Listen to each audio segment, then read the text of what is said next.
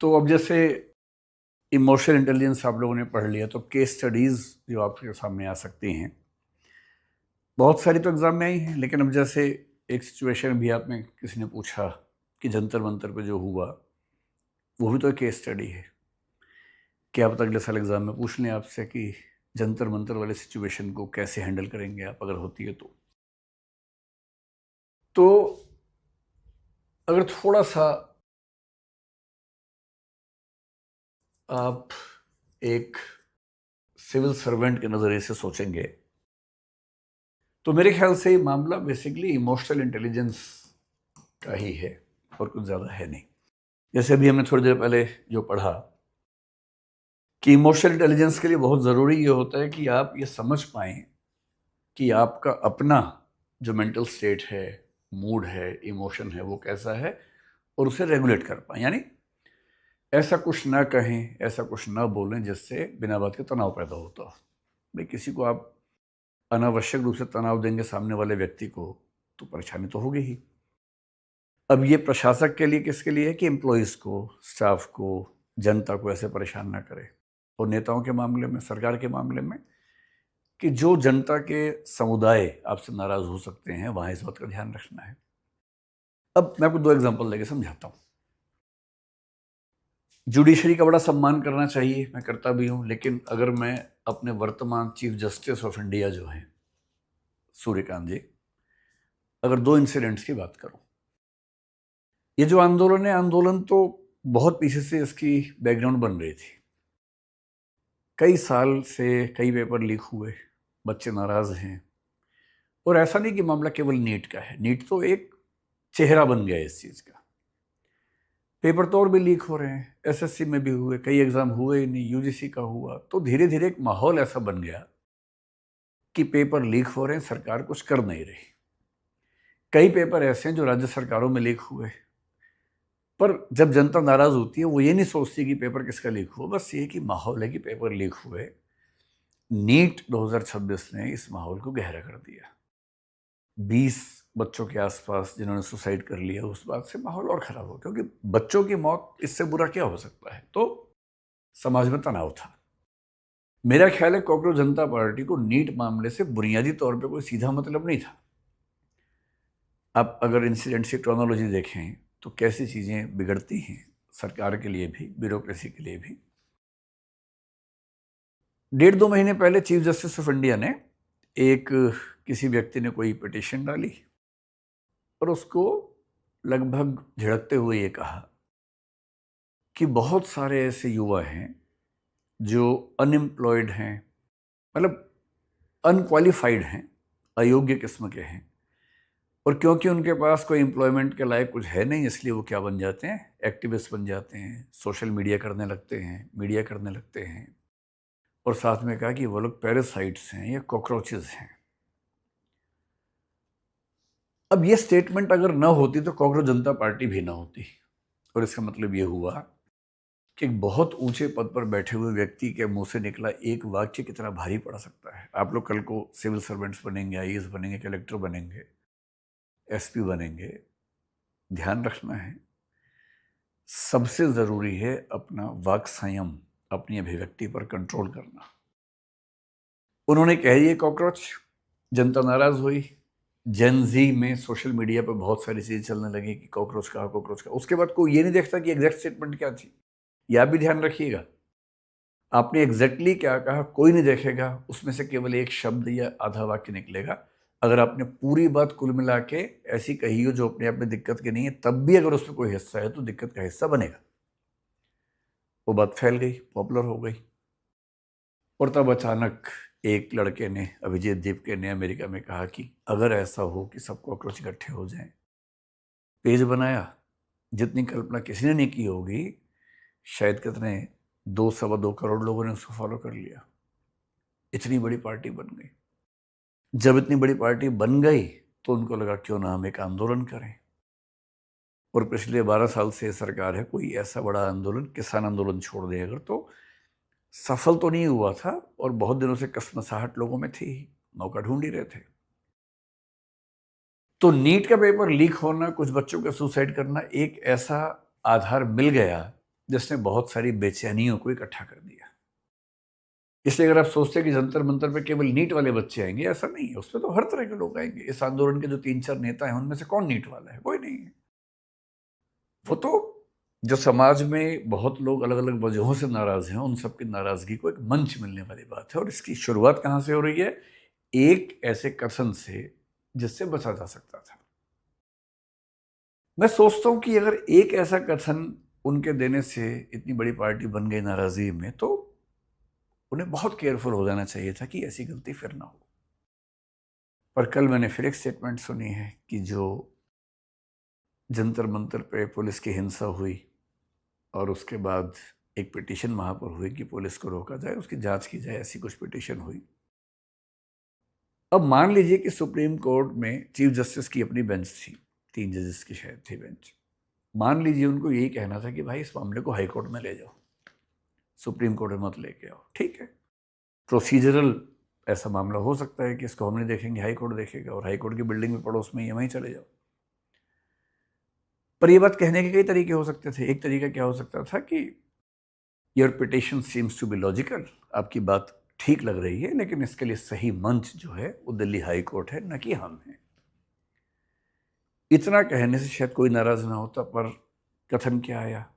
Don't waste our time, हमारा समय मत खराब करो। बेशक पूरी स्टेटमेंट ये है कि don't waste your time, don't waste our time, your time is more precious than ours. पूरी स्टेटमेंट भले ये रही हो, पर ऐसे नाजुक मौके पे जब पूरा देश बेचैन है, जब मतलब बच्चों की पढ़ाई के विजुअल्स पूरे देश ने देखे हैं और देश के अंदर ही अंदर सरकार को लेकर, शासन को लेकर नाराजगी है, उस समय सीजीआई का फिर से कहना डोंट वेस्ट आवर टाइम, यानी बच्चों पर जो लाठीचार्ज हुआ, हिंसा हुई, उस पर बात करना, उसका वीडियो देखने की बात करना, वो आपको लगता है कि टाइम की वेस्टेज है? बेशक लगता हो, पर कहने का भाव क्या होना चाहिए था? सबसे अच्छा क्या होता कि आपको स्टेप लेते या स्टेप लेते हुए दिखते कि उन बच्चों को एक भरोसा जगता कि हाँ, अगर सरकार नहीं सुन रही है तो कम से कम सुप्रीम कोर्ट सुन रहा है। नहीं संभव था तो प्यार से बोलना था कि भाई हाई कोर्ट चले जाओ और वहां आपका जो भी पिटीशन है सुनवाई हो जाएगी। वो भी नहीं करना था तो कम से कम खराब तो नहीं बोलना था ना। ये बोलना कि डोंट वेस्ट आवर टाइम, इसका मतलब है कि आप जो पहले से नाराज है उसको और नाराज करने का मौका बना रहे हैं, परिस्थिति बना रहे हैं। तो ये इमोशनल इंटेलिजेंस की कमी का मामला है कि अपने इमोशंस को ठीक से न समझ पाना, ठीक से रेगुलेट ना कर पाना, ऐसी बात बोल देना जिस बात से इमोशनल रिएक्शन बहुत खराब हो सकती है। और सरकार के फ्रंट पे क्या है? सरकार के फ्रंट पे ये है कि सरकार की एक जिम्मेदारी है कि मतलब जैसे हमारे लेवल पे होता है कि मैं दूसरे व्यक्ति के इमोशंस को भी समझ सकूं, मनस्थिति को, मूड को समझ सकूं, और ऐसी कोई हरकत ना करूं, ऐसी कोई बात ना कहूं जिससे उसको बिना बात के परेशानी बढ़े, तनाव बढ़े। ध्यान रखना पड़ता है प्रशासन में क्या करना होता है जनता के लिए, सरकार में क्या करना होता है जनता के लिए, या जो प्रेशर ग्रुप्स हैं, इंटरेस्ट ग्रुप्स हैं, उनको लेकर हम कुछ ऐसा न कर बैठे। उनकी मनस्थिति को पहले ही समझ लें।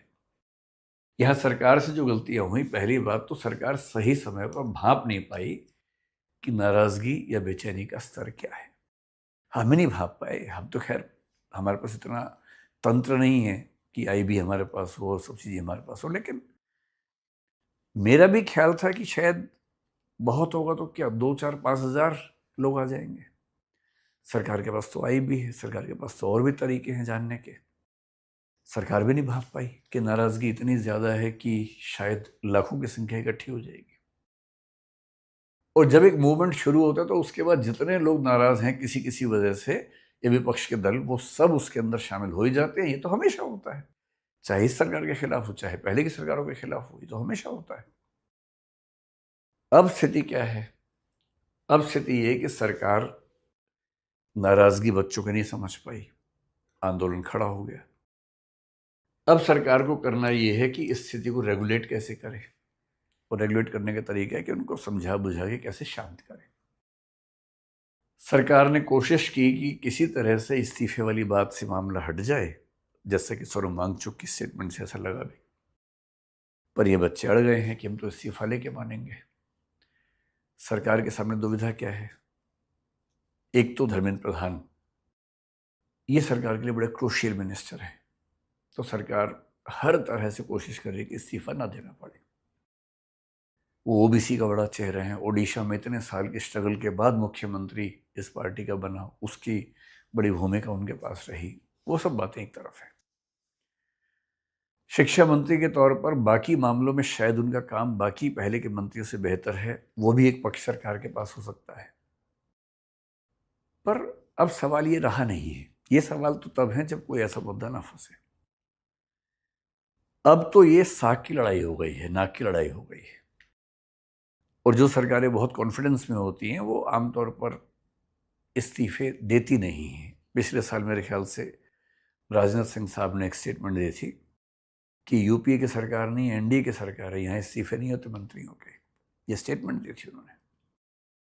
कोई भी सरकार जब कॉन्फिडेंस में होती है तो इस्तीफा नहीं देना चाहती है किसी मंत्री का, क्योंकि उससे इकबाल कमज़ोर होता है। उससे एक मैसेज कन्वे होता है सब लोगों को कि ये सरकार झुकाई जा सकती है, बस तुम एक मोर्चा बढ़िया सा बनाओ, आंदोलन बनाओ, सरकार झुक जाएगी, ये मैसेज कन्वे होने लगता है। तो सरकार तो पूरी कोशिश करती है, करेगी कि इस्तीफा न हो।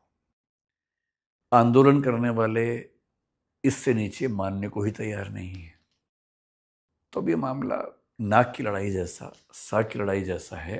अब इसमें होगा क्या, कहना बड़ा मुश्किल है क्या होगा। सरकार अपने तरीके से कोशिश करेगी, आंदोलन अपने तरीके से करेगा। आंदोलन के पीछे समर्थन सारे विपक्षी दलों का हो गया है, तो अब ये तनाव ठीक ठाक रहेगा। इतना बड़ा मामला हो जाएगा, संभावना शायद सरकार को नजर नहीं आई थी, पर ये हो गया है। अब हो गया है तो क्या करना चाहिए। मेरा अपना मानना है कि जब सरकार किसान बिल लेके आई थी तब भी दुविधा ये थी कि किसान बिल को लोगों से बात करके, विमर्श करके क्यों नहीं लेके आए थे, क्यों अचानक पास करवा लिया। 1 साल से ऊपर समय तक आंदोलन चला, सड़कें जाम रही, अंत में सरकार को पीछे हटना पड़ा। तो ऐसा नहीं है कि सरकारों को पीछे हटना कोई बहुत बुरी बात है, कभी कभी ऐसा हो जाता है। सिचुएशन, आपने जो सोचा था सिचुएशन वैसी नहीं है, चीज़ें बहुत बिगड़ गई हैं, तो पीछे हटना भी कोई बहुत बुरा विकल्प तो है नहीं। भाई अंततः बच्चे तो देश के बच्चे हैं ना, वो कांग्रेस के बच्चे हैं या बीजेपी के बच्चे हैं ऐसा तो है नहीं, देश के बच्चे हैं। और अगर बच्चों को ऐसा लगने लगा है कि एक सिंबॉलिक विक्ट्री के तौर पर हमें उस व्यक्ति का इस्तीफा चाहिए जो बेशक इस प्रोसेस में रोजमर्रा इन्वॉल्व नहीं था, पर जिसकी अकाउंटेबिलिटी बनती है अंतिम रूप से उस मिनिस्ट्री को संभालने की। मतलब मेरा ख्याल है कि अगर मैं उस जगह होता या कोई और व्यक्ति शायद होता तो इस्तीफा कोई मांगे इसकी जरूरत ही नहीं थी। ऐसी घटना 2-4 बार हो गई, इस्तीफा अपनी ओर से दे देना चाहिए। और पहले हमारे देश में ऐसी परंपरा नहीं है, बहुत लोगों ने इस्तीफे दिए हैं। रेल की एक दुर्घटना होती थी, रेल मंत्री का इस्तीफा होता था। हमने ऐसा, जब हम स्कूल कॉलेज में रहे, ऐसी कई घटनाएं हमने देखी हैं। तो अब सरकार क्या करेगी, देखिए ये सरकार की इमोशनल इंटेलिजेंस की एक परीक्षा है। और मेरा ख्याल है कि अगले 1 आध साल में ऐसा कोई प्रश्न केस स्टडी के चेहरे में थोड़ा घुमा फिरा के आपके सामने आएगा और अगले 8-10 दिन में शायद कोई फैसला निकले। लेकिन इमोशनल इंटेलिजेंस में एक फॉर्मूला ये भी होता है, बड़े युद्ध जीतने के लिए छोटी मोटी लड़ाइयाँ हार जाना ठीक रहता है।